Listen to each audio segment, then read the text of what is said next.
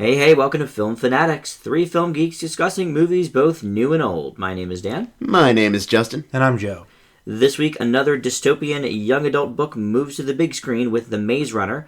Liam Neeson has a particular set of detective skills in A Walk Amongst the Tombstones, and an all-star cast plays an estranged family forced to be together in This Is Where I Leave You. We'll also review indie film Frank, and our home media moment is Rob the Mob. Our triple feature of older films is The Master, Listener's Choice Old Classic The History of Future Folk, and an Oscar-nominated Al Pacino movie, and Justice for All in our A to Z. In the top 5 this week, inspired by two of our films, Frank and Future Folk, we'll count down our favorite movies about fictional bands. First up, though, with a $32 million opening weekend, it is The Maze Runner, and Justin's going to tell us about it. After waking up in a mysterious elevator, Thomas, played by Dylan O'Brien, finds himself as the latest recruit of boys trying to survive in the outskirts of a mysterious maze and its sinister inhabitants that only emerge at night when the gates are closed. However, when the group receives their latest participant, Teresa, played by Kaya Scodelario, they discover the gates are remaining open, and the only way to escape and find out why they are there is to venture through the maze. This was apparently pitched to studios as Lost meets Lord of the Flies, and while I can see it, I'm not entirely certain it was executed that well. Yes, it's mysterious like Lost, and yes, the lads do act savage to one another at times like Lord of the Flies, but overall the film doesn't gel the two like it should. The acting, for the most part, ranges from average to occasionally laughable, and some of the actions seem ridiculous, though apparently some of them were in the book, albeit not very well explained in the movie. It also doesn't help that, like most adaptations, The Maze Runner also suffers from not feeling like a complete film, repeatedly throwing in mysterious elements almost like a teaser for the next movie, and the cliffhanger only pushes this further. That said, the look and the CGI of the film is surprisingly good, and I really did find the amount of suspense and the large body count keeping me on edge. Although I can't say The Maze Runner is as impressive as it wants to be, I do have to give it credit for having a great look and exciting action, and I give it a C+. Joe, what did you think of The Maze Runner? I'm actually pretty much with Justin on most points, except for the acting. I kind of thought the acting was pretty good. I thought most like the main people, I thought their performances were good. Some were, some weren't. I mean, I thought O'Brien did okay. I'm not entirely sure he was the right guy for the job. I mean, they wanted to have him be like this rational protagonist to bring everybody forward, but instead he's just sort of, he's okay. I guess that you'd kind of play him like more of a sensitive type, kind of not really that confident. I actually was thinking that in terms of the different actors, the way they portrayed their characters, that they're actually, some of them portrayed the leader character better than he did, I thought. Do you guys think so? Yeah, I mean, I think they could have gone a few different ways with it. Because overall, but I thought the performances were pretty good. Actually, what really surprised me, I have to agree with Justin, though, is regard to just the way it looked. I thought that it looked awesome. The creatures are great. The maze was really well done. I thought there was actually a really good amount of tension and suspense here. It really kept me interested, and I thought the mystery was really well executed as well for the most part until the ending. In terms of character actions, I think that some people didn't act quite as logically as I thought they would.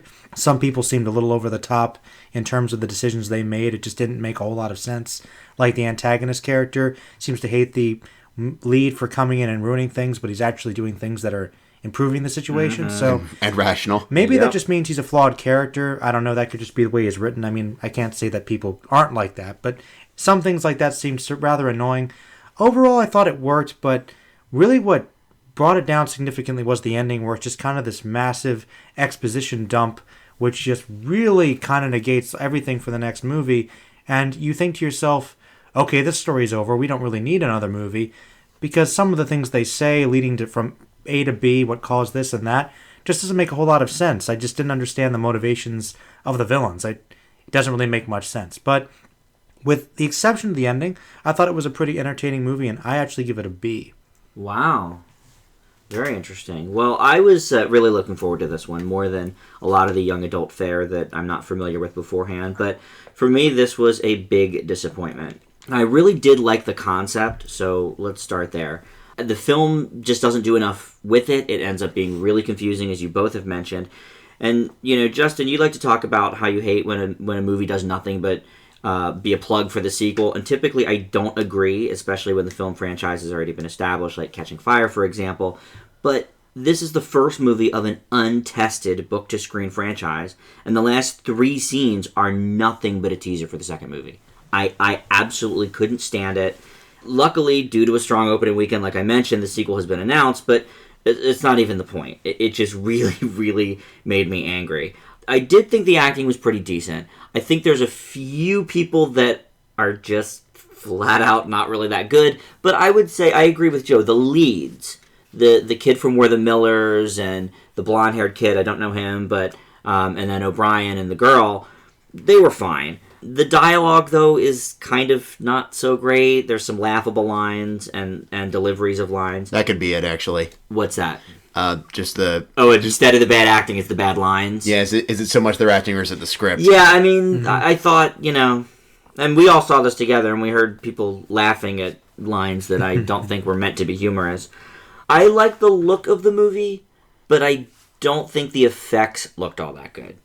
Which part? Like when they're actually inside the maze, when it's like moving around and stuff, I didn't like that. I liked when they would like pan out, you could see the whole maze, or you could see the walls of the maze from where the kids were. But once they were inside the maze, I didn't like the way it like shifted and stuff. It looked cheap to me. But other than that, how the story plays out is just kind of confusing. Joe, you hit on that, very well. And I'm told I would understand it more if I read the book, but this isn't a book review show. If you can't translate what's in the book to a cohesive movie, I don't know that I can get on board. So for me, I actually give The Maze Runner a D+. Whoa. I was like in C territory with Justin until the ending. Really? I long maintained that if you have a really terrible ending that makes you feel like you just wasted 2 hours, it always brings it down for me. So, now once the second movie comes out, if it's a great companion piece, Who knows? Who knows? But in terms of right now, I can't... I mean, the ending made hardly any sense. No, it didn't. I'll agree with you there. What did make sense was nothing but a teaser for the next movie, which may have not even existed if this one didn't do well. So it's like... Would have been... what's the point then? So, I don't know. I thought I actually really enjoyed it up until the ending. That's why it didn't really factor in that much for me. I do agree the ending was terrible. Yeah. It was really bad, like the last 20 minutes or so. But up until then, I thought it was a good time. Yeah, I was in that C+C range until the ending. I think the ending stuff affects me, like it angers me more than it does you guys. I guess so. No, I can see it. We've seen a few examples of that on the show, Yeah. I think. Well, It just didn't make sense. let's put it this way. I mean, even though I thought it was a pretty enjoyable movie, I don't really care about the sequel at all. No. Okay. So you're not even, looking forward to seeing feel, what happens? I feel like I'll look at this movie like a standalone, regardless of what happens, because who knows? I might not see the next one. Okay. Well, and you hit on something else, Joe, that I really agreed with, is that the decisions made by some of the people are super illogical. Even for kids. Even for kids. Especially if these kids have been there for years. You would think, okay, we've established our maturity at this point. We've had to run a society by ourselves. And it's like... And clearly have survival skills. Yes, most of them were still alive. And that kid for Where the Millers, the antagonist, is just like... He was frustrating. What are you doing, dude? Well, there might have been a line that they used to explain it. I just didn't quite understand. They said that they couldn't get to the top of the maze, right? There's some stupid line that said, Something no, like that. Because, no, you got trees. You can make a ladder. Yeah. You go on the top of the maze, you find out how to get off, and then you just jump off the other side. There's trees all over the place. Like, there's a forest. Yeah. There was literally a forest. Make a ladder. You had 3 years. Run. You couldn't make a ladder? Run. Like, during the day, nothing attacks you. You're out of the maze. I'm sorry. That was kind of dumb. And there's something at the end that really doesn't make sense with him either that I won't go into on the air. Though I will have to say, another thing that bugged me, just to let you guys know, I might not be 100% sure about this, but I'm pretty sure that solar flares do not equal zombie virus. No, definitely Yeah, that was on a little one. weird.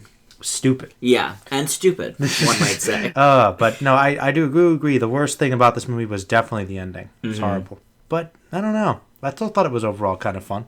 I do have to say, though, I know why my grade's so high. It's because I watched it with a group of people, and we were kind of making fun of it the whole time.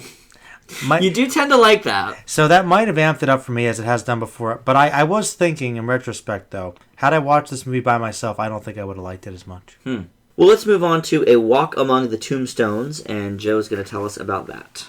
Well, Walk Among the Tombstones is an American crime thriller based on the Lawrence Block novel of the same name and is directed and written by Scott Frank. It stars Liam Neeson, Dan Stevens, Boyd Holbrook, and Sebastian Roche. A private investigator and former NYPD cop, Matthew Scooter, played by Neeson, is hired by a drug dealer named Kenny Christo, played by Dan Stevens, to find his wife's killer in New York City. This film is something of a quandary in that the overall plot and its execution don't have any major flaws.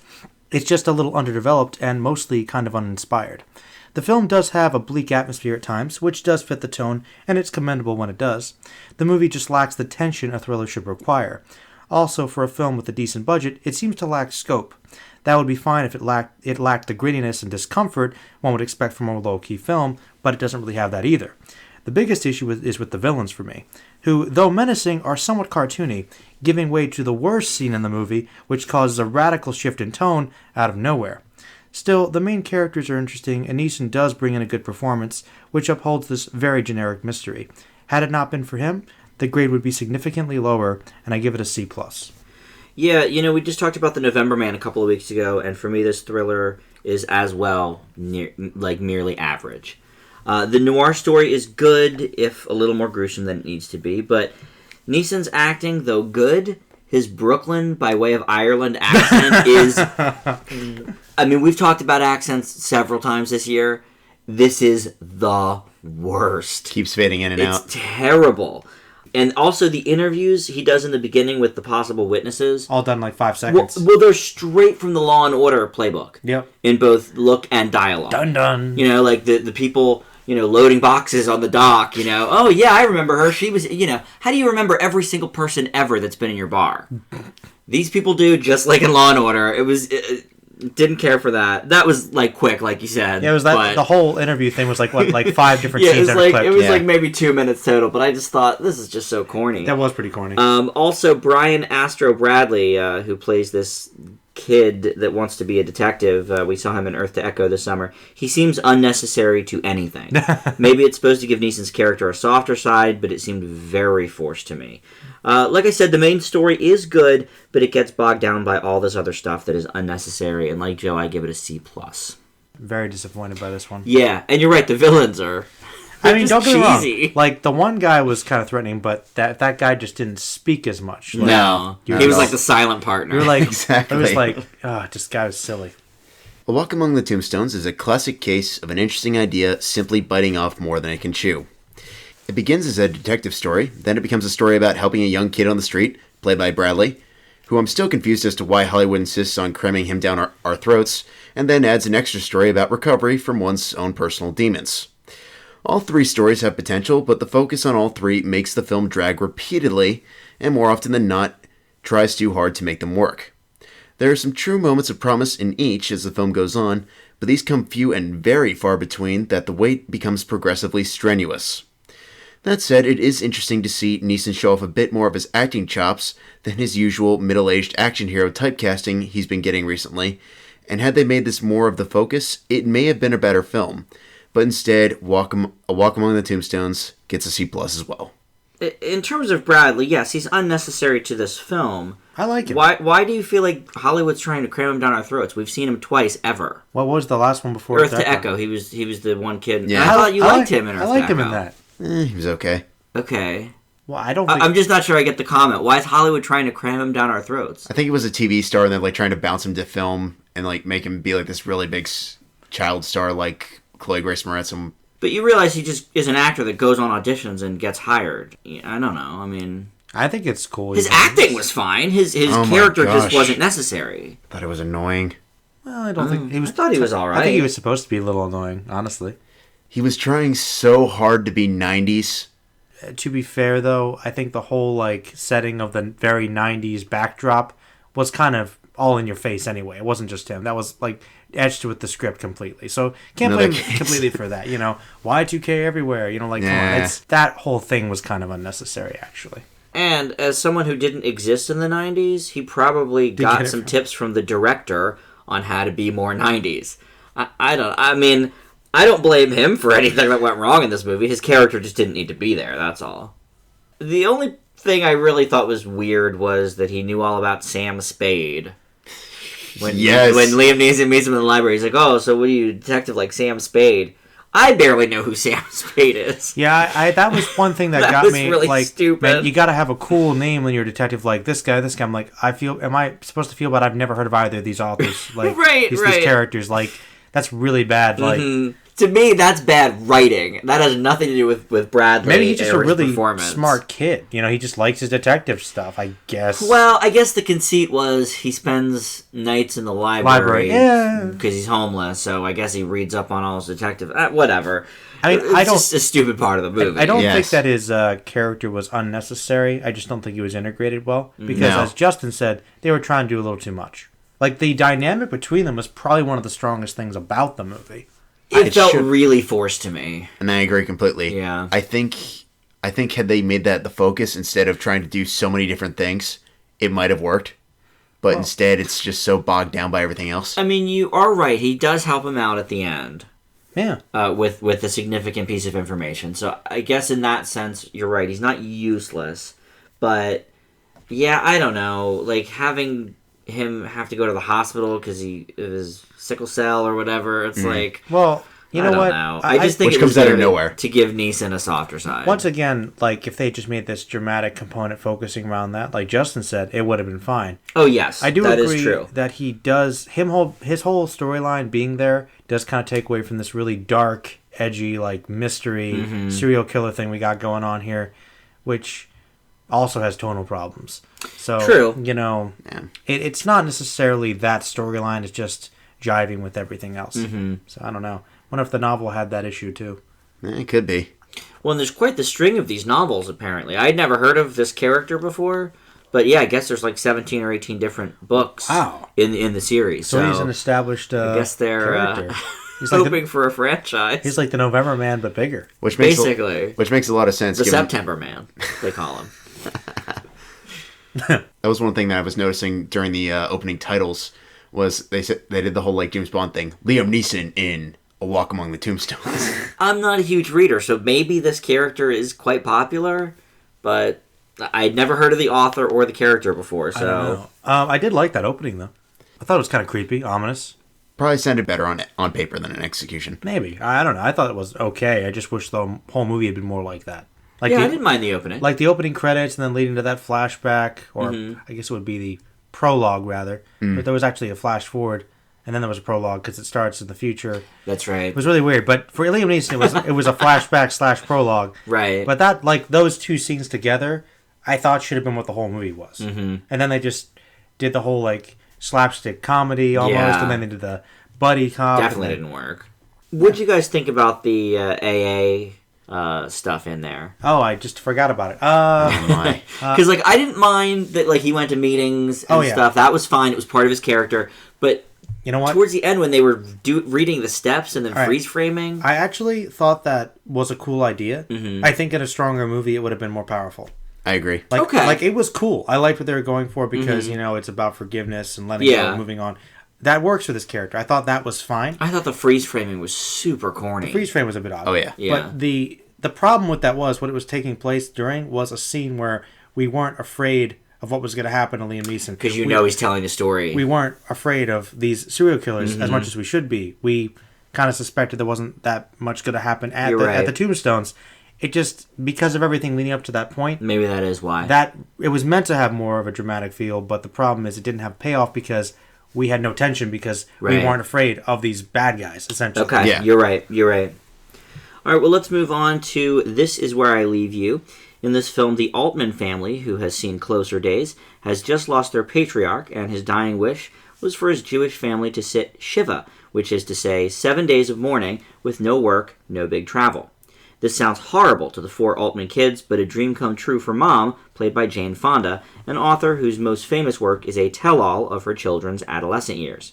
The kids are recently separated Judd, played by Jason Bateman, Wendy, mother of 2 whose marriage is about to fall apart, played by Tina Fey, Paul, the serious brother who's having trouble conceiving with his wife, played by Corey Stoll and Katherine Hahn, and Philip, the baby of the family and screw-up, played by Adam Driver. Rose Byrne, Dax Shepard, and Timothy Oliphant co-star. If it seems like there's a lot going on with this film, there is. Too much, really. It's the movie's biggest downfall. It's written by Jonathan Tropper, who adapted his book of the same name, and maybe with the book he had enough opportunity to fully flesh everyone out, make them stronger characters, and less caricatures. Maybe he could have combined two of the siblings from the book into one person for the movie, giving room for more development and more screen time for Fonda, as she gives a great performance, and she's the main reason a lot of older filmgoers will enjoy this movie. But it's really the kid's story, so I guess I can't fault the movie too much for that. There are a small handful of huge laughs here, but mainly it has a more understated charm than it does Gutbusters. It's sort of an, okay, this is how they might actually talk to each other kind of humor. And the film gets the family dynamic spot on. I did expect more from this A-list cast, but I thought the film was good enough, and I give it a B. Justin? If there was ever a director meant for escapist comedy entertainment, Sean Levy would be the man for the job. He's given us adequate family entertainment with the original Night Museum, and made nearly everyone disgusted by the inane commercialism of The Internship, but here he's definitely back on track. While this is where I leave yous far from original, it does offer up a variety of interesting characters that make for a decent slice-of-life family dynamic, alternating between comedy and drama given the circumstance. Although it does get episodic at times in terms of narrative progression, it never gets overly choppy or boring. Laughs are had, tears will likely be shed amongst the sensitive, and it's not hard at all to leave with some degree of a warm, fuzzy feeling inside. It's not perfect, but the cast easily makes up for it with a good amount of chemistry and some decent drama, although I would have loved more, and like Dan, I also give it a B. I think I have a slightly different feeling about it. Oh my. Overall, it's not that bad. No, really, I think that the strongest thing here is definitely the cast. I mean, you've got a lot of really funny people here. Bateman, the lead, just works so well. Yeah. A lot of these actors actually have some really good chemistry and comedic timing, and I think that actually Fonda does give a good performance. I didn't think about that, but you're right. She really is kind of the crux of the story in a lot of ways. I wish we saw her more. Kind of a good twist at the end, too. Mm-hmm. Actually, I didn't see that coming. I agree with you, though, Dan. A really good family dynamic. I think there is a lot of drama. I think it is blended pretty well with the comedy for the most part. I just felt like the film was a little rushed in some parts. Like, some characters were kind of underdeveloped. Like, the brother who's having trouble conceiving, his wife. Right. We've seen her before. What's the actress's name? Catherine Hahn. She was like a character. She was also in We're the was, Millers. Yeah, in We're the Millers and Bad Words. Yep. She like has a lot of great chemistry with Bateman. We've seen that before in a couple films, and it just seems like her character was completely skipped over and almost forgotten. I thought some of those scenes had a lot more potential for things to be explored. There were a couple other areas where I thought they could have just fleshed out these characters a little bit more, made it a little bit stronger. But overall, though, I do have to agree that there were some really funny scenes, and the overall story was good, and I did like how it resolved, and I leave it with a B-. Okay, not too bad. No. But, Joe, you really hit on it, and I mentioned it as well. There's too many characters. Like the Timothy Oliphant character from across the street, cut him out completely. Yeah. He was useless. The Rose Byrne dynamic I really liked. I would have liked to explore maybe a little more with that. You know what? I'm curious. Yeah. I haven't seen that much with Tina Fey, really giving more dramatic performances. What did you guys think about her acting in this movie? Well, Because honestly, before you say anything, one thing that bugged me, tell me. I didn't really think she was that good in this movie. Like, I could literally tell, and you guys had to too, when she's delivering these lines, you can tell she's trying not to crack up. Well, I agree with you that this is probably among her weaker performances. I thought there was some good and some bad. I thought some of her line reads were not great. I'll give you that. But I really, really felt like all of these people were family, Tina Fey included. I thought her chemistry with the other characters was great, but you're right, her line reads were not that solid. I think they played a lot of her like one-liners up for laughs in the trailer, and I think maybe they could have focused elsewhere with that. Because I just felt like she seemed like she was very stiff. Like, you could tell she's trying to play somebody that has a more low-key, subtle sense of humor, but she's more used to being Tina Fey, where it's a little more out there. Yes, at the top. she's definitely the weak link in this particular film. I guess my counter-argument to your statement would be, when you look at the majority of Tina Fey's feature film performances, her characters are usually more comedic-focused, not a whole lot of character development, but usually there to add some snarky wit. With this, I feel like it was more dramatic-focused, and honestly, for a bit of a change of pace, I thought she did okay. Not great, but I wouldn't say awful. I mean, I didn't think she was terrible. I'm just saying that I've seen her give significantly better performances. And This is true. I wasn't expecting this one to be like complete comedy from her. I just thought that for a more dramatic performance, I thought it could have been stronger. That's all I'm saying. I thought it was noticeable. I agree. Also, yeah, that whole storyline she had with Oliphant's character was like complete waste of time. Yeah, and we can't blame her for that because that really was just an unnecessary plot point. True. They could have lifted out a couple of people, I think. I just kind of wish they had built that up because that was an interesting plot take on her, and I just felt like it came and went so quickly that it didn't have enough time to really be felt. Her whole storyline didn't have much to be felt with her husband. It seemed like it was barely there. Yeah, that kind of came and went. I mean, you would have thought maybe with Jason Bateman's marriage just having fallen apart, we could get a scene or two of them. I mean, I guess we had a couple of scenes with them on the roof talking, but I would have liked to see maybe one more of them talking specifically about both of their marriages dissolving and what have you. Yeah. But I really liked... See, that's what I think she's shown, is when it was her and Bateman together. Like, I think they have good chemistry. What'd you guys think of the rabbi? Their buddy from childhood. Can I say it? Too over the top, or... I thought that part was funny. Okay. I went back and forth on that. By the end, though, the last couple of scenes with him, I was like, okay, I'm on board with this character. No, I liked the character. I do think that the gag was funny, but there were points where I was wondering, is this going to get old? Because it seemed like, okay, after a certain point, let's let it go. Right. So I thought it was funny, but it might have went on a little too long. I would actually argue the opposite. I thought he was annoying. I thought he was unnecessary. I figured, that's why I asked. I thought he was completely tacked on. He was a one-note character. I agree that he didn't need to be there, but I thought he was funny. He was kind of there to keep the family together. He was basically raised by them, so he was like... Which he keeps saying, but we never really get any feeling of that actually being the truth. He said he spent every day there growing up. He's like one of their friends, like kind of like, some people kind of take you in and it's almost like part of the family. I guess that's what they were going for. Which I get, but he literally seems to pop up like a leprechaun. And well, he's got him in charge of like some big events. Like he's basically taking care of, the dad's funeral. So it's like he's important. Yeah. You see him at the synagogue. You see him at the Shiva. Is it because they give him a hard time? Is that why? No, I mean, he has no character. He finds him annoying. He is annoying. He shows up only sporadically. Most of his exposition, while I'm okay with him just giving us like backstory, doesn't lend to much character development whatsoever. But if he's so annoying, did you want him to show up more? No. I wanted... But you're saying he doesn't only shows up sporadically. I thought he was there a lot, actually. My point being, I wanted his character to go somewhere, and he really doesn't. I don't think his character had to go anywhere. He was kind of a think about background character. Just about every other character gets at least some plot point. Well, there are sometimes like characters that exist in films that they just are kind of there to keep the plot moving. They don't necessarily have character development. The purpose of the rabbi is to be the rabbi and to provide that little bit of comedy. He's there to be a joke. Are you trying to say you're trying to say that in this film they try to give everybody even time with something to do? No, I'm saying they gave everyone something to do. With the exception of the rabbi, everyone else has something within a varying degree of something to do. And I don't agree with that, because he's in the movie more than Connie Britton and Dax Shepard. Yes, and he has nothing to do. He's the comic relief. Which I would say is... And he's the rabbi. He sets up the Shiva. He does the speaking at the synagogue. He does the message. Yeah. I mean, he's the rabbi character. I don't think you need to go that much in detail with him. Is it an interesting wrinkle that that he grew up with them? Maybe you didn't like that particular part. But obviously, he has something to do. He's the rabbi. Timothy Oliphant's character didn't develop. Well, you got the whole story with him and Tina Fey later. Therefore, has somewhat of a purpose. The rabbi, sole purpose is to basically organize the event and do nothing else. As every rabbi is.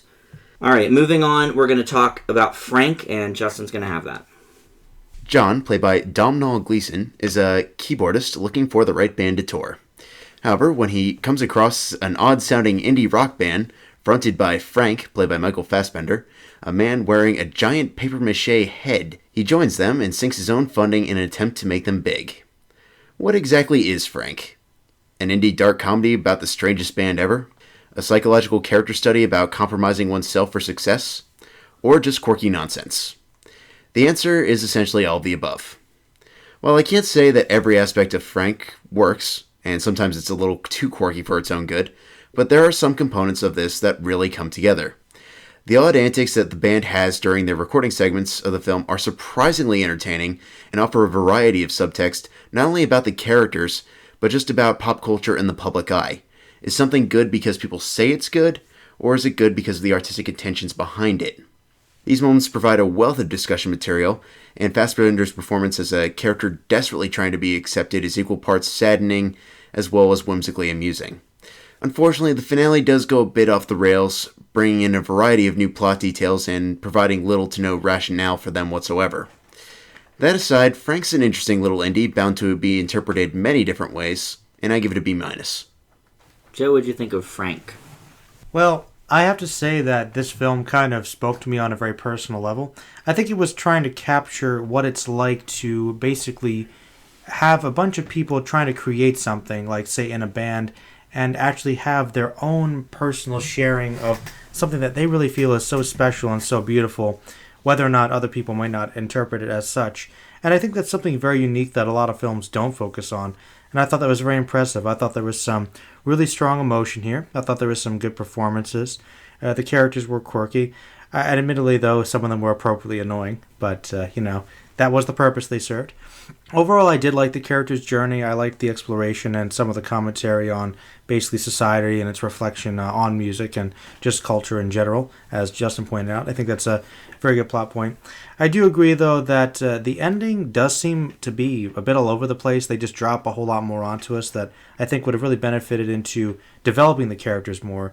But I think the mystery does work pretty well. Overall, I found it to be a fairly profound and enjoyable experience, and I actually give it a B+.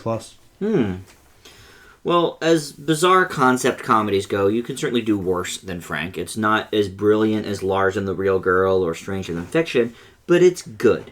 Gleason turns in, I think, the best performance in the film, and his put-upon character and relationship with the other band members are really what drives the story to a higher level. Joe, I think he was probably more who you were empathizing with than anybody else. The reason, and I would agree. I really was tortured. I was thinking about giving this one an A-, to be honest, because, like, really, this movie's made for me. Mm-hmm. Like, it's made for a very limited audience, but, like, the music they were making, the people, they were obviously exaggerated, but that was me. I mean, like, making all kinds of weird sounds, getting together, thinking we were awesome, just having a great time. And, and like, really, and like, even Fassbender's singing style is very similar to my own. Mm-hmm. So I was like, it was actually pretty thought-provoking. Yeah. Honestly, like, wow, this is just something so unique. You see this character viewing them as, like, these amazing artists and just kind of realizing that, for better or worse, he's not supposed to be with them, but he still saw how beautiful their experience was, as detached as he was from it. I thought there was a lot of subtext there. Yeah. There definitely was, and you guys both presented good points about that. In terms of characters in this movie, I had a hard time with Gyllenhaal's character because it went beyond me why anybody put up with her. But like Joe said, that was her purpose. And like many odd concept films, the characters here don't always make sense in real-world terms. So, that sort of gets a pass for that. Also, I'm not sure if the filmmakers understand fully how the social media component works with bands. They seem to think that if you have, 50,000 followers, or 50,000 likes, 50,000 followers, that's nothing, who cares? I think that's pretty good for a small band that hasn't put anything out. It's technically... Definitely. Well, actually, as a comparison to a film we're talking about, it's more views than most videos that Future Folk has on YouTube. There you go. So actually, as an example, independent bands are pretty good. And that bothered me a little bit as well. I think that the social media aspect of the story of A Story was much better tackled earlier this year with Chef. But this is definitely an interesting film, and I, like Joe, give it a B+. Oh wow! Oh wow! I'll be honest, I didn't think you were going to be able to get past the paper mache head because even I thought that was a little much. Well, what bothered me about that was the shower scene when he wore it in the shower. I thought that was really stupid. I thought the fact that he had another one was kind of silly. I don't know. I thought it was funny. I figured he probably had multiple ones just in case one chipped or something. Uh-huh. But no, I mean, I enjoyed it. Just because something's quirky doesn't mean I don't like it. That's fair. Yes, it is quirky. It's weird, and the concept is a bit Bizarre. out there.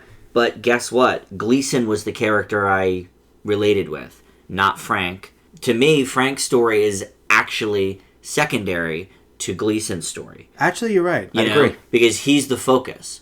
So, Frank's just the mystery.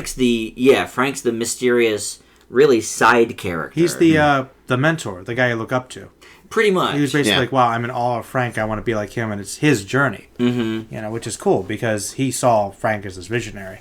Yeah, and Gleason's character had this idea that, listen, I want to play music. I want to make good music. And Joe, you were hitting on this, that I'm willing to put up with this nonsense with all these people around me that don't like me or are weird. Frank did like him, and they sort of bonded. Yeah. And he thought, okay, well, at least I have one friend here that sort of sees my artistic vision. Mm-hmm. Maybe he's never had that in his life, so he decided to stick it out. Yeah. And I just thought, honestly, I thought their story was awesome. I liked it. I kind of wish it had worked out a different way, but I thought it was fitting with how much going on there was in the film. Like, behind the music, there are still people with emotions and problems. And yeah, definitely. It was really awesome, I thought. I really did. Yeah. I'm actually surprised you didn't like it even more than I did, Justin. Yeah, I am too. What was your big issue there? I kind of had mixed feelings about Gleason's character. I thought he fit well within the psychological character study bit. I really like the binary opposition between him and Frank, though, much like you with the Maze Runner, it can be a lot about what happens with the ending. Actually, you did bring up a point, though. How did you feel about his character transformation overall? Gleason's? Because there was a point where I felt that maybe he was confused. Like, it seemed like he was... I think you've hit it. I think he was confused because he had been in that place with the band for like... A year? Yeah, a year maybe at that point. I think he was going a little bit crazy himself because he was like... He had cabin fever. His ideas weren't getting through. How do we hit the right notes, basically? Yeah. I think he was frustrated, and he was having a struggle with himself. Do I continue on this path, or do I cut out of here and cut my losses and start fresh? And I honestly think that's how a lot of people do feel in that situation. I agree. Sometimes you really want to just put a lot of effort into something. You want to see it succeed, even though working with these other people isn't working quite as well as it should be. But then you just kind of say you try to put everything into it like he eventually does, and it gets to the point where it's overkill. And really, it kind of takes away from what you're originally creatively trying to do in the first place. Mm-hmm. And I thought what happened to him was very sad in a way, because there's a moment where you feel like he wants so hard for Frank and the band to be successful and for him to be a part of it, but then it just becomes him trying to just do it all himself. Right. And it just doesn't work. I do agree with you upon retrospect. It definitely is about them wanting the same thing, but very differently. I keep going back and forth as to whether or not the music was supposed to be bad or actually... I don't think it matters. I think it's open to interpretation. I didn't like it at all. I kind of did. Joe dug it. I don't think it was meant to be good or bad specifically. I think it was meant to show this is artistic what integrity. These people are going through. Some people might enjoy it. Some people might not enjoy it. Fair point. I don't think it was designed to be awful. All right, well, our home media moment will wrap up our new release schedule this week, and that is Rob the Mob, and Joe's going to tell us about it. Rob the Mob is a crime drama, or comedy, depending how you look at it, starring Michael Pitt and Nina Arianda, as well as Ray Romano and Andy Garcia, the Great. Pitt and Arianda star as Tommy and Rosie Uva, respectively, a couple who recently did prison terms for robbery. They both briefly attempt to go straight, but began robbing local clubs, which happen to be owned by members of the Gambino crime family. On one of their jobs, they uncover evidence that could deal a crushing blow to the New York Mafia. Much like Tombstones, this movie is a time capsule of 90s urban life. However, this one is more based loosely on actual events. This film has a bit of a clunky and slow start, but actually has some decent performances from the cast, which keep the movie from falling into rather dull territory. I will admit I did enjoy seeing another side of the story of John Gotti, which I do know something about.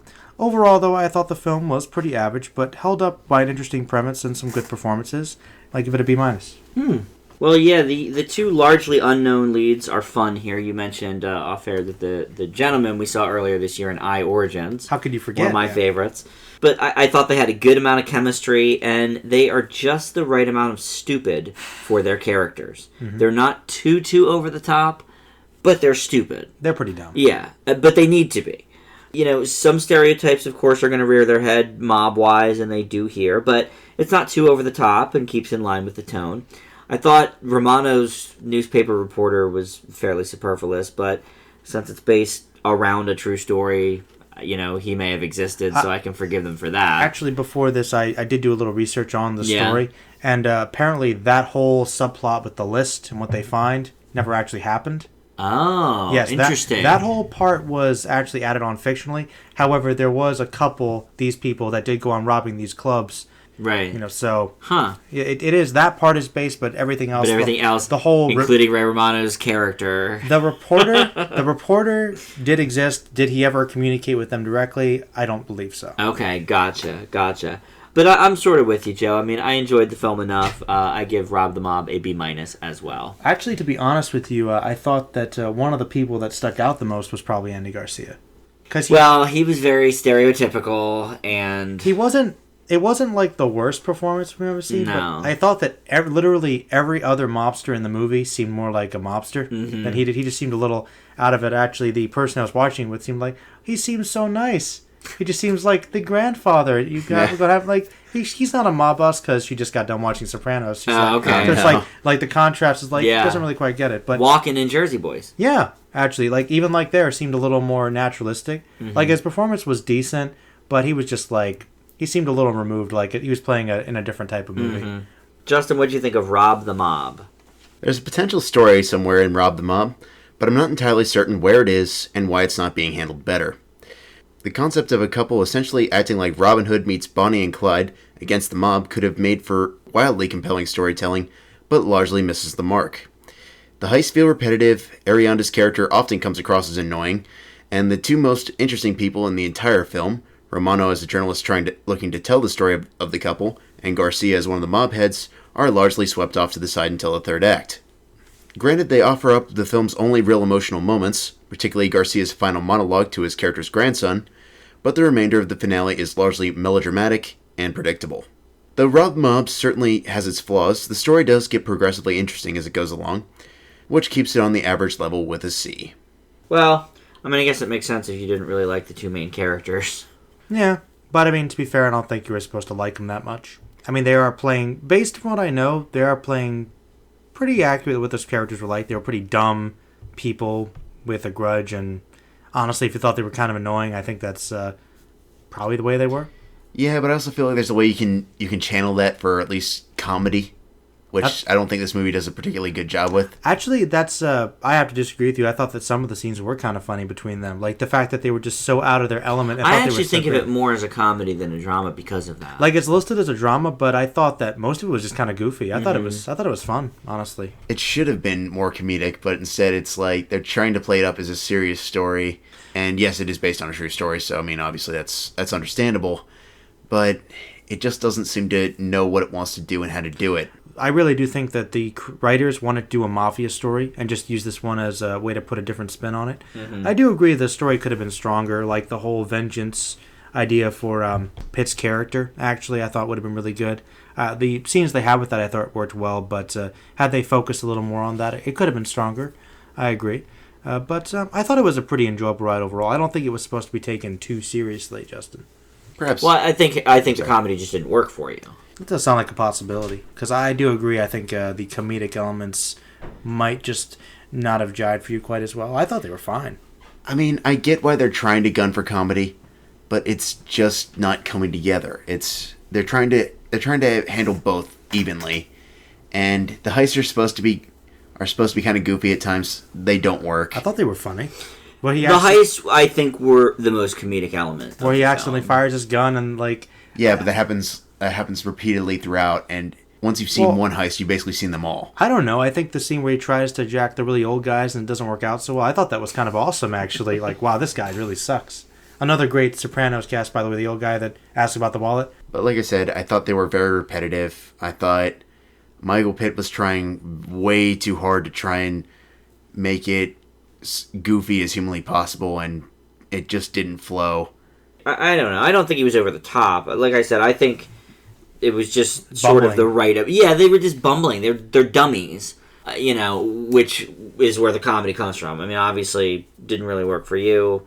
I don't know why it's listed as a drama. I thought of it as a comedy. Like I said a drama in my review, but the whole time I was watching, I thought for the most part it was comedy, except for the parts with the mobsters where they want to get revenge. Yeah. Yeah, true. But I don't know. I mean, I enjoyed it. I would watch it again. I could see it again, yeah. Yeah.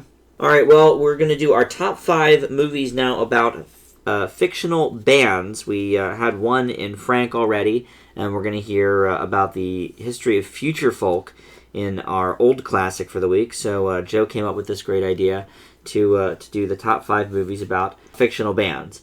Joe, it was your idea. Would you like to go first? Now, I think that Dan will really appreciate my number 5. It's the Lone Rangers from Airheads. Oh, wow. Now, admittedly, their one demo I thought was okay, but it's mostly just the fact these guys are really, really dedicated to the idea of getting that radio play out there and taking Mantegna hostage and, Kramer, everybody just... yeah, Michael Richards, that's true. I saw that movie fairly recently. I thought it was funny. I liked that band. I thought they were pretty good. And before you continue, let me point out, we did decide that it's the movie that we're focusing on and not the band themselves. I used Tenacious D as an example because I like Tenacious D, but their movie was horrible. Yes. So, listeners keep that in mind as we go over these lists. It's the movie itself. It's not the band could be horrible. Maybe that's part of the charm of the movie. It's the band in the movie. Right, basically. Okay. And then number 4 is slightly better known. It's Wild Stallions from Bill and Ted's Excellent Adventure. Oh, I forgot about that. They're good one. Obviously one of the most important fictional bands ever. I mean, they saved the world with their music. Pretty good. It's for pretty groovy people. My number 3 is Stillwater from Almost Famous. I mean, really just some fun people, great great comedic timing. There's particularly that scene in the plane we talked about was just hilarious. Definitely made them one of the most memorable bands ever. Mm-hmm. Number 2 is actually the Future Folk from the History of Future Folk. Oh. I actually liked this interpretation of the band. I thought they were really awesome together and really liked their story. So they're my number 2. Nice. All right. Well, Justin, how about your 5 through 2? Honorable mention, the Blues Brothers. Yep. Just a great selection of people. Really funny story. Dan, I know you're not a fan, but... You don't like the Blues Brothers? I don't like John Belushi, so I've never seen it. You've never seen the Blues Brothers? Nope. Remember, I just watched Animal House for the first time in 6 months. I don't like John Belushi. I don't think he's funny at all. Well, but Blues Brothers, Dan Aykroyd, though. I like him, but he's only 50%. Belushi's the other 50%. But it's Blues Brothers, Dan. Well, I understand. You got to at least watch it sometime. Worth it alone for the music cameos. Number 5, the Soggy Bottom Boys from Oh Brother, Where Art Thou? I'm not a big country/folk fan, but I thought the music was surprisingly catchy. As a band that the main characters form, I thought they played a big role in a very unlikely way. And although Clooney's singing was dubbed, he did practice to do so very intensively, and I think that's worth it alone. Number 4, I think Dan will appreciate, That Thing You Do. Essentially, every 60s pop rock band fused into one. Despite only really having one song, others are in the movie, but they're not nearly as catchy.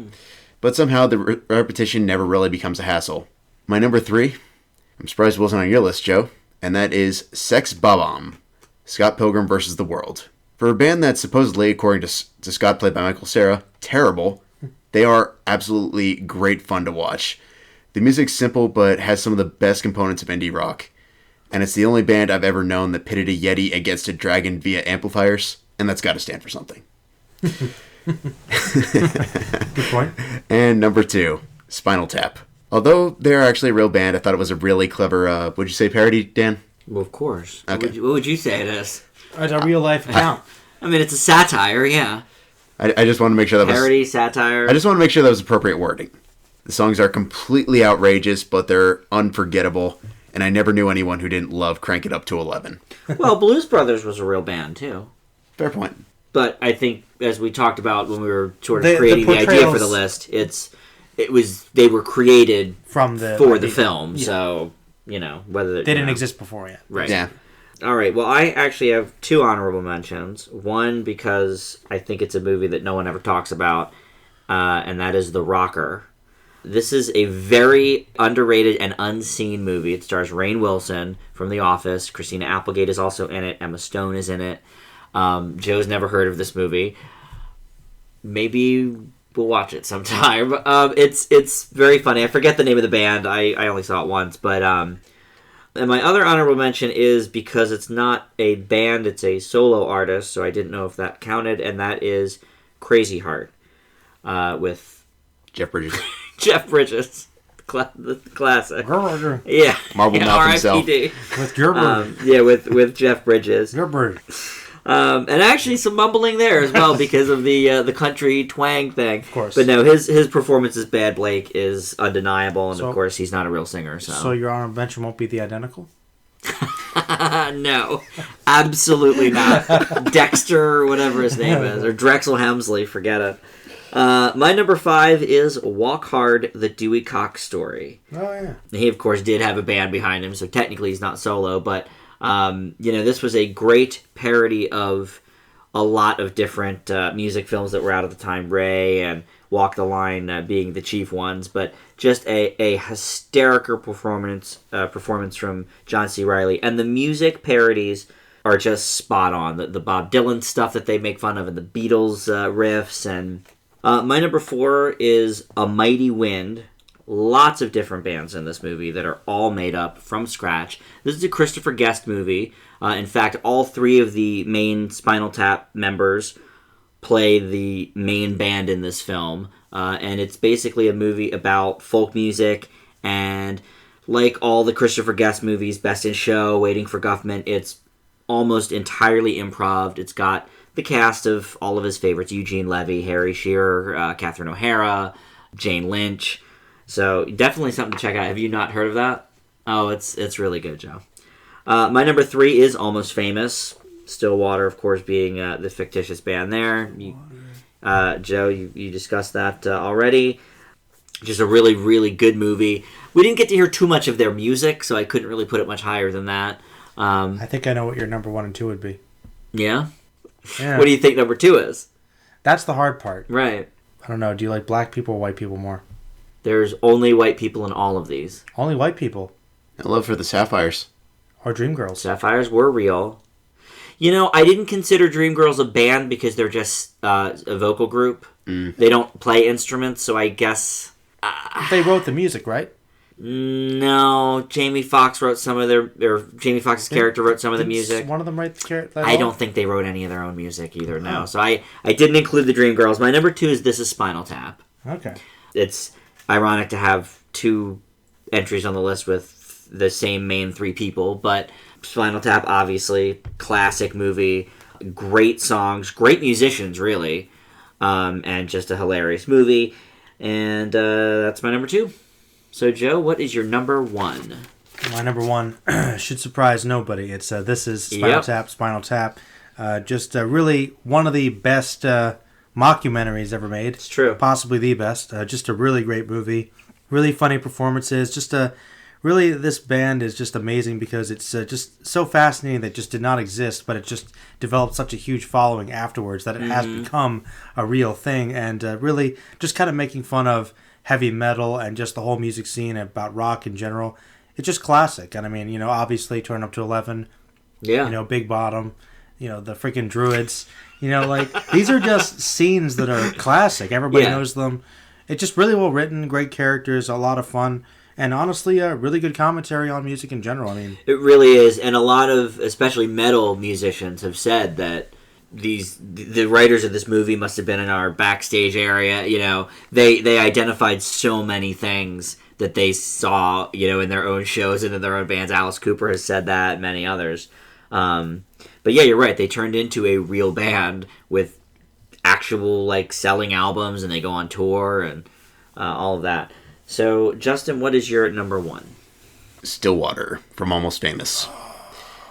Completely fictionalized band, but crafted realistically with innumerous catchy songs. I thought the band drama made it all the more realistic. And despite being a reflection of the various bands that director Cameron Crowe worked with in his youth, Stillwater always feels like its own thing. Well, again, this list is about how much we like the movie, not just the band. So I couldn't have a number one without That Thing You Do. It's in my top 10 of all time. It is a fantastic movie, and they are a great band with many, many songs that we hear in the movie. Yes, we hear the title cut over and over again, but we also hear a few other great gems that they've put out. And great movie, good band. And very expected. Yeah, very. I think all of our number ones were pretty expected. Yeah, actually, yeah. You know, I agree. When it comes down to it, but Wild Stallions I didn't expect. Hey, great band. But yeah, I mean, I don't know. I guess I was thinking mostly of movies that were like about the band, and Wild Stallions is a part of certainly of Bill and Ted's. Well, they're the band. I think more of Rufus when I think about Bill and Ted's. Well, hey, Rufus is pretty awesome. That is true. Though he's not the titular character, obviously. Well, no, that is true. We close the show with our triple feature of older films, and that's what we're going to do right now. Starting with our new classic, The Master, and Justin's going to tell us about it. Just recently returned from war, Freddie Quell, played by Joaquin Phoenix, has become an erratic and prone to breakdowns veteran, brewing up bizarre alcoholic substances from whatever he can find. However, as a stowaway, he comes across the charismatic cult leader, Lancaster Dodd, played by the late great Philip Seymour Hoffman, and becomes enveloped in their exercises. There's quite a bit to talk about with The Master, in terms of both good and bad. It's one of those films one can keep repeatedly coming back to, and still find more things to discover. Yes, it's sort of discussing Scientology, but saying that's the crux of this movie is like saying Citizen Kane is about a man dying. You're not exactly wrong, but there's more to it than that. Fortunately, with the brilliance of the cast, as well as the ever carefully executed direction of Paul Thomas Anderson, much of the unease gives way to a very thought-provoking experience. Unfortunately, the film does occasionally wear out its welcome, but the story is well told, and the themes more than lend themselves to discussion as well as analysis. Though despite not going to be up everyone's alley, The Master is an original, well-constructed film that continues to get better on repeat viewings, and I give it a B+. Joe, what did you think of The Master? You had not seen this film before. I think it's a very well shot film. I think that there are some really interesting themes here. The plot is okay. I think that there are some interesting character elements to explore, though I'm not entirely sure how well we see Joaquin Phoenix's character grow necessarily. It just seems like it's more kind of an individual looking at Hoffman's character as kind of that separate entity, and we just kind of see these two restricted viewpoints. Though I think that the performances were actually really good, particularly from Hoffman. I thought he was actually really excellent, and they do have pretty good chemistry. Overall, though, I think the film has some major pacing issues, and it's not exactly subtle in a lot of its major themes. I think for the performances and the general story alone, I would think it holds up overall, but it's kind of a film that generally does drag on a bit too long, and I give it a B-. Well, for me, The Master is another shining example of how Joaquin Phoenix is just overrated. I do admit I have soured on him since his prank movie, or whatever you want to call it, I'm Still Here, but I'd still say the only two really good performances he's given in the last decade are Walk the Line and Her.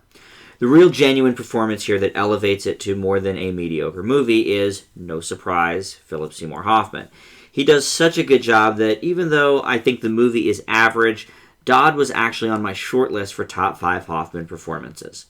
As for the movie itself, there's just not much of a story. It's okay as a character study, but eventually it has to go somewhere. And it wants to, it does, but it's just not happening. Joe, I couldn't agree more with the pacing issues of this movie.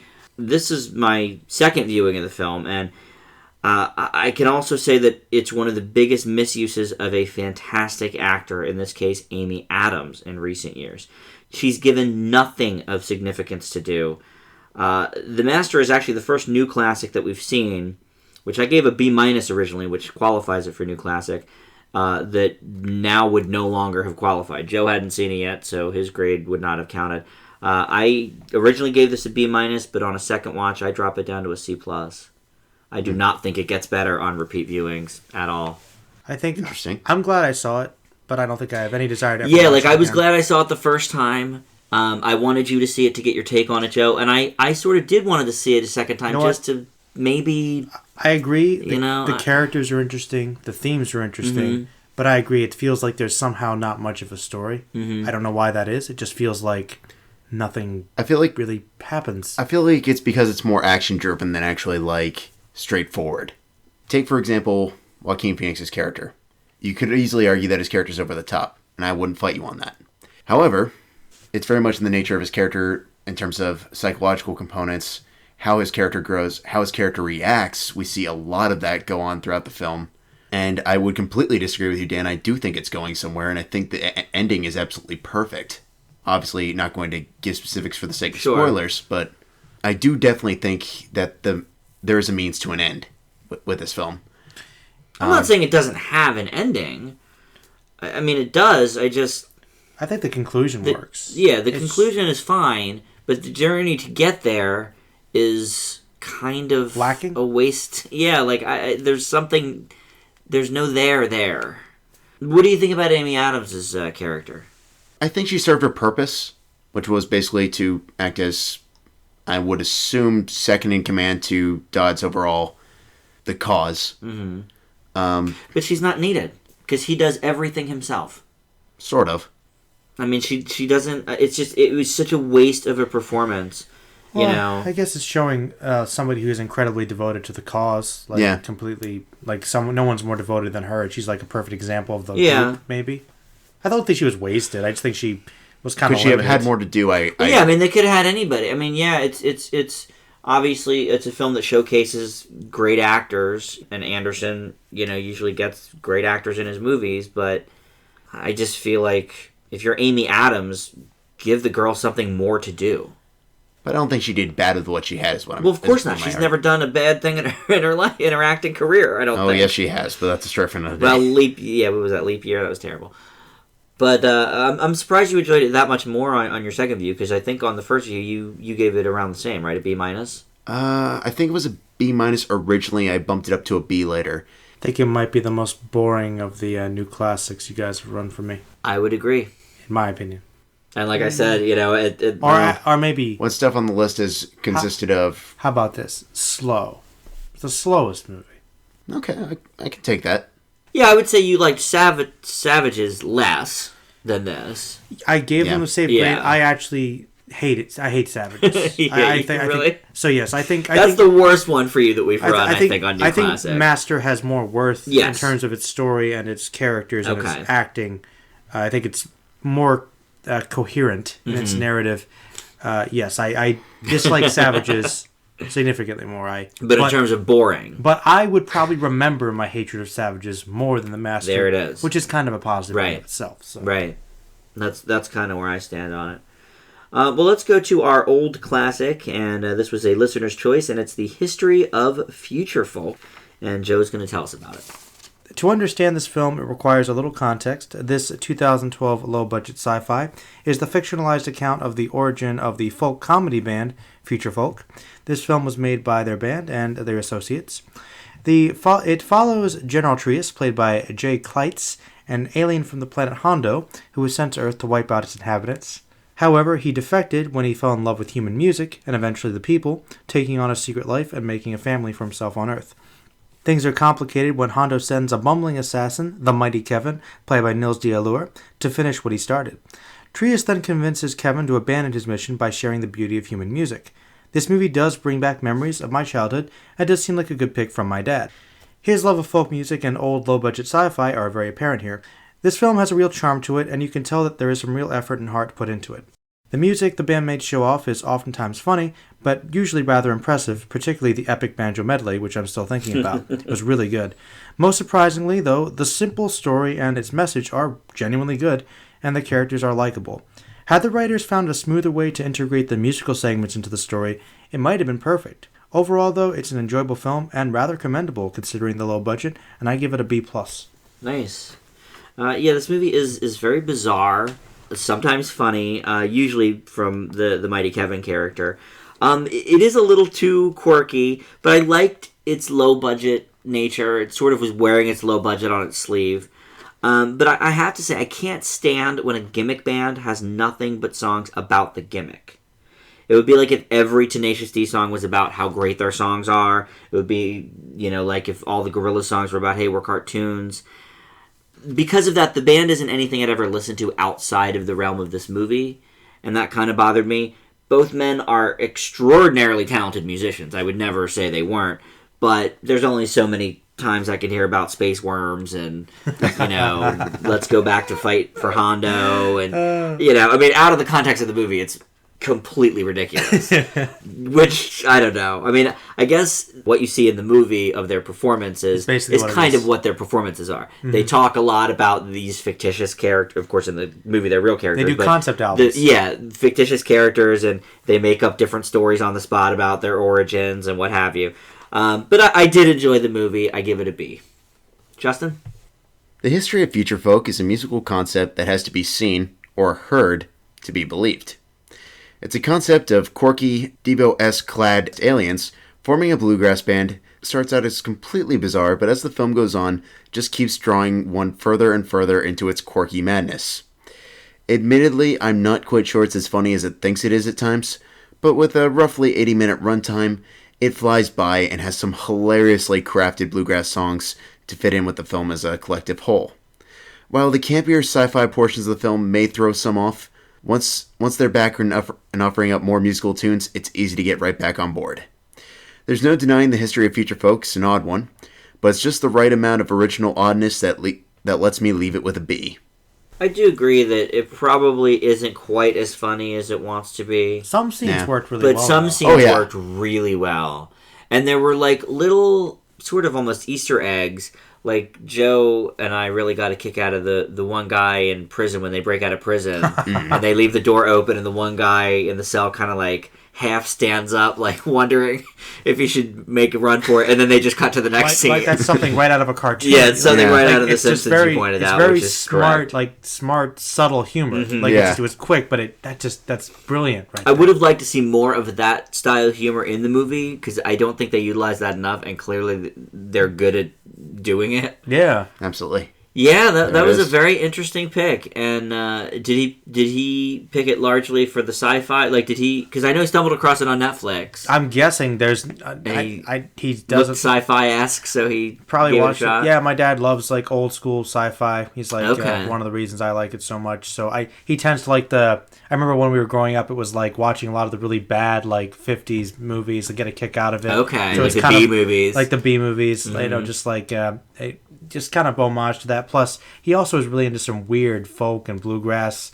So this is like the melding of the two. It's a melding of two really quirky things about my dad. So it really made sense that I'd never seen it before. Yeah. So I was like, oh God, what weird movie did he pick? Mm-hmm. But it was good. I actually really liked it. Yeah, none of us had ever even heard of it. I think the next one he suggested, The Edge, is a more straightforward movie. Okay. I wish these guys would branch out a little bit and play other things, because they're very talented musicians. Yeah, I was thinking like if they wanted to just expand different styles, or even like just I was looking them up. Like really, there is very little about them. They're just New York based. It really is. They're popular in New York City, but outside, like they don't get out of the state. They don't. Right. If they just expanded, I seriously think they could be bigger. Yeah. Like they have something. They are really good. So. Yeah, they do. I would see them at a concert. Because I would get the story context with it. You know what I mean? Yeah, I think that it's probably one of those bands that their live performances, I bet, are much better than their albums. I would imagine. If they have any, Yeah, I don't even know if they record albums or if it's just the live show that they do. I don't know. I'm guessing, because I looked, there were a couple songs on YouTube, but I don't know if they have any albums even. So that's very interesting. Definitely need to get on that, It's interesting in the internet age to really not... It's almost a feat to not know something about a band. I mean, you're right. There is so little information about this band. Like, they are... On Wikipedia, on Google. They're such like a... They're super underground. They're super underground. Which is cool. They're culty. Like, they... And the fact that they are actually able to get a decent, movie like this produced... Right. They're probably getting more of a fan base and build off of by the movie. Oh, yeah. That they somehow got on Netflix. Right. Than their actual band. So it's actually... kind of impressive. Yeah, that's true.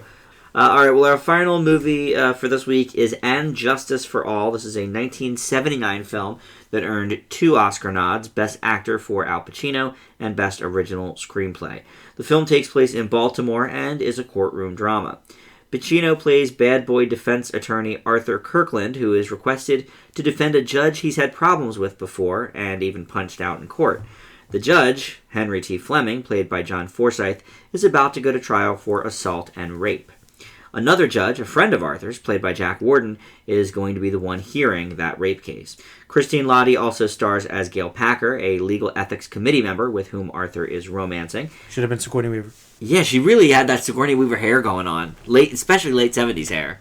And Jeffrey Tambor plays Arthur's friend and legal partner, Jay Porter.